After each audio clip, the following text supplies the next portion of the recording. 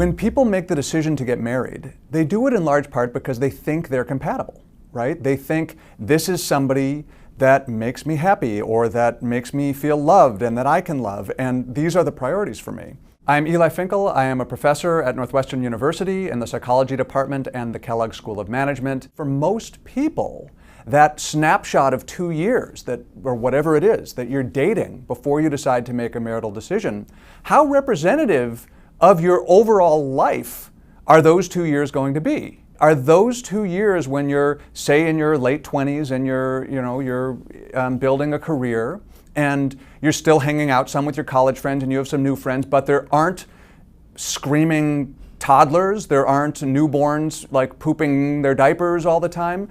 So the degree to which you're compatible right now isn't any sort of guarantee whatsoever that you'll be compatible even in 3 years or 5 years. If you have goals that misalign, that is, if you view your ideal version of yourself, for example, is not the person that your spouse actually wants you to become, then you have some amount of incompatibility.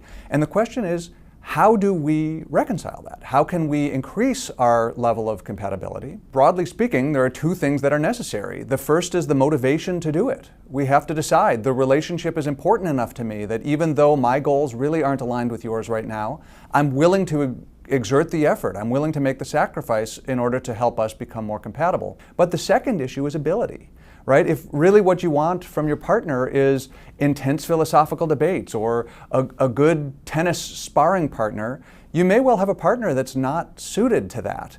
And in those cases, the best thing to do is not really try to become more compatible with your spouse, but to make that particular incompatibility irrelevant by, for example, having those sorts of debates or tennis matches with a friend or somebody at work or something like that. And so there is a risk that you will marry somebody who will change in ways that become incompatible with you, or that you yourself will change in ways that become incompatible with your spouse.